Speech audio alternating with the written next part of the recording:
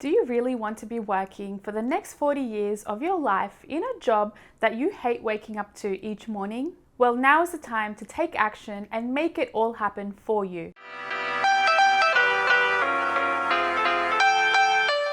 Hey guys, welcome back to my channel. Hope you guys are all doing really well. If you're new to my channel, welcome. I do a lot of career and personal finance related videos here on my channel. So if that's something of interest to you, then please do subscribe to my channel down below.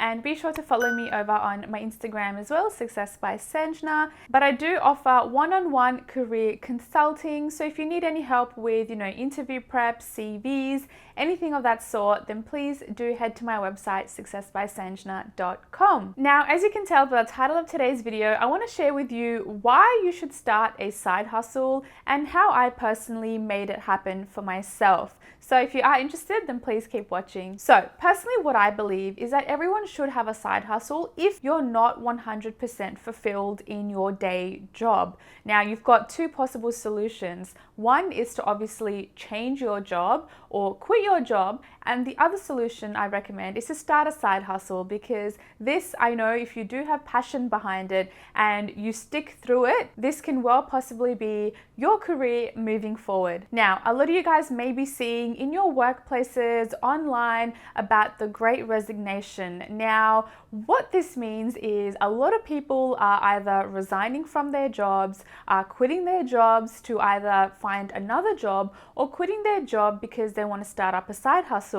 Now, given the pandemic, given the last 2 years that we've been through, a lot of people were forced to stay at home. And because of this, there was a lot of time on our hands spent reflecting, spent on just pausing a little bit in life and thinking about what was actually happening. And because of this pause, because of this pandemic, a lot of people had time to think about their careers and where they wanted to go. A lot of them realized that the 9-to-5 was not actually for them, and for this reason they decided to resign and start up a side hustle. You will have seen a lot of side hustles start up during the pandemic period, especially early last year in March, April. A lot of people you would see were up on social media, TikTok, Instagram, starting up a YouTube channel. And that's because they craved a lot more from life, and their 9-to-5 was not giving them that satisfaction. And let me tell you, now is the perfect time to start because of all of the resources we have available. There is so much inspiration out there.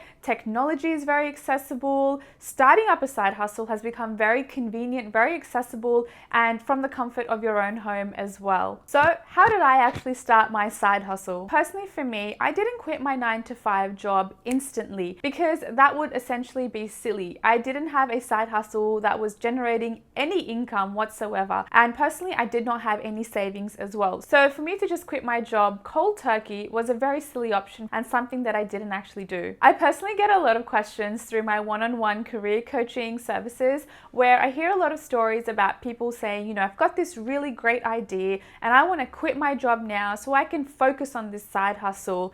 Now, my response to that is no, because that is not the most sustainable, practical way to go about it. Starting up a side hustle doesn't mean you're going to start generating money from day one. Unless, of course, you do have a shitload of money to back you and support you, then 100% go for it. But I know a lot of us don't actually have that kind of financial backing, so we need to make sure that we are working on our side hustle along with our 9-to-5 jobs as well, so that we can reach a point where our side hustle essentially generates the same income of our 9-to-5 job, or at least covers your basic expenses. Of course, it'll be hard, obviously managing a 9-to-5 job, which is stressful, and having to manage a side hustle as well. But you have to do this. You have to work on the weekends. You have to work during the hours of 5 to 9 to really make it work. And this will all depend on your passion. If you are 100% passionate about this, then you will make it happen and you will succeed. For me, I personally started my YouTube channel in August 2018, and it wasn't until March this year that I was able to actually quit my 9-to-5 job. Of course, I could have quit earlier, but I did not take YouTube as serious as I have now. So I could have, quit my job maybe a year earlier, but But at the time, that was definitely not something I was looking into, quitting my 9 to 5 job. So I treated it like a hobby. And obviously that hobby became my full-time gig. And disclaimer, I just want to mention, if you don't want to quit your 9 to 5 job, you don't have to. And if you are able to manage a side hustle without it affecting anything, in your 9 to 5, your personal life, then that is great, then stick with it. But I know a lot of us find that we lose passion in our 9 to 5 job. It just isn't as fulfilling anymore and we crave more from life. So that's why a lot of us look into starting up a side hustle. Okay, so how do we actually start a side hustle? The first step is to come up with the idea. So I know this is very hard to come up with an idea. How do you know what you actually like and what you don't like? This was very challenging for me. I personally knew deep down that I wanted to start something, but I didn't know what. And I just kept myself busy because people say if you keep yourself busy, you'll one day find out what it is that you actually like. You try different things, you try different sports, different hobbies, interests, and you'll eventually find what you like. Now, this was definitely not the case for me. So what had happened was I was doing a lot of competitive dancing outside of work hours. And whilst I was actually dancing, there was an accident that I had. I had actually injured my knee and I was bedridden for about 3 months. So in that time, I only had my 9 to 5 job and I was not doing any sort of dancing, any sort of hobby, interest, anything like that. I was literally just at home. And it's sort of a blessing in disguise because that period where I was just at home for 3 months allowed me to stop, reflect, and think about what it is that I actually like. And it was during this 3-month period that I was at home, I came up with the idea of starting up my own YouTube channel. And that's why I say it really depends. Sometimes you can keep yourself really busy, but other times you just need to pause, reflect, and think about where you want to go. What is your direction? And that's what worked for me. In terms of ideas as well, I would just suggest if you've got a very basic idea, I suggest taking action upon that idea.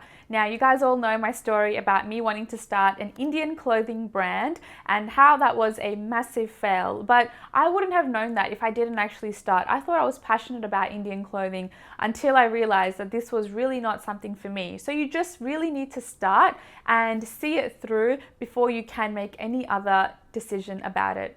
In terms of the idea as well, I suggest finding something that you are actually passionate about. Now, Gary Vee says this, you can literally start any type of business if you want to, any side hustle. It could be a blueberry jam business, peanut butter business. As long as you have passion and you wholeheartedly love it, then you can make a living from it. Another way that you can actually think of an idea is possibly thinking about what is it that I could actually offer? Is there something that people always come to me for advice? Is there something that I am referred to as the go-to person? Is there a special skill set that I have, special knowledge about a particular thing? This could be something to think about. Okay, the next step is your proof of concept. Now that you've got an idea, you've got a concept in mind, I suggest speaking to friends and family to see what they have to say about it, because they can give you some good feedback and they can actually help you with identifying flaws in your idea. So speaking to people is definitely very helpful because you are going to market this to the audience, to the public, and you want to know what people have to think about your idea. Is it actually going to work, or is this just a fail idea? Speaking to people allows you to also create a little bit of a risk analysis around the pros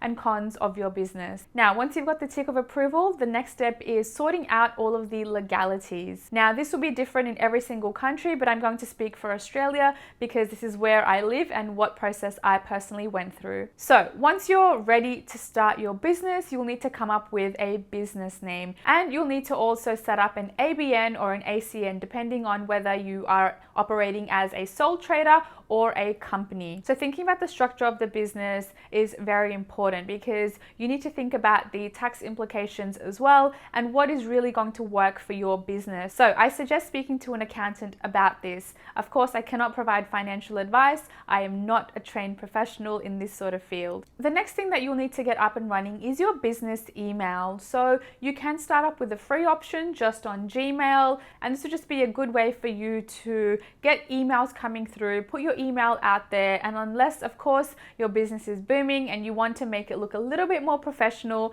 then you can look into getting a domain name and having a custom email address. So personally for me, I do have two email addresses. One is obviously my successbysanjana@gmail.com, but I do have a business email which is hello@successbysanjana.com, where I attend to all of my business inquiries. Once you've set up your emails, I would suggest setting up bank accounts as well. You just want to make sure that you are keeping your personal expenses and income separate to your business expenses and income. This will just make it easier for you when it does come to tax time. Now, the next step is marketing yourself. So I would suggest having a website. Of course, you don't need to have this. You can obviously just have a landing page. You can just work off of your social media platforms. But personally for me, I did create a website because I was offering a few different services, and that's just what made sense to me. There are a few costs involved with setting up a business. So if you'd like to see a video on all of the costs that were involved in my business and the setting up of my business,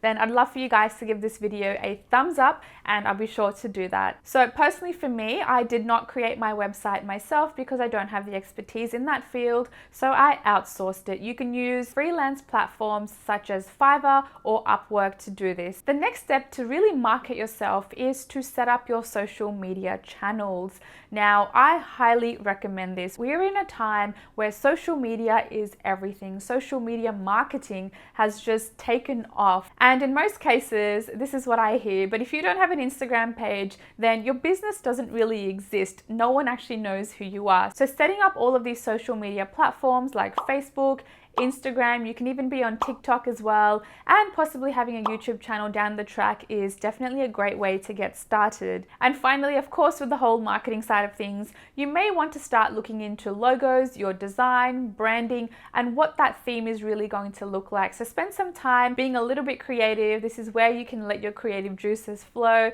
and you can come up with a design that is reflective of your business. Okay guys, so that's everything that I wanted to go through today. I really hope you enjoyed today's video. As mentioned, if you do want to hear about the costs involved in setting up my business, then please give this video a thumbs up and drop me a comment down below if you've actually started a side hustle or are thinking about one. But other than that, guys, I'll catch you guys in my next video. Thanks, guys.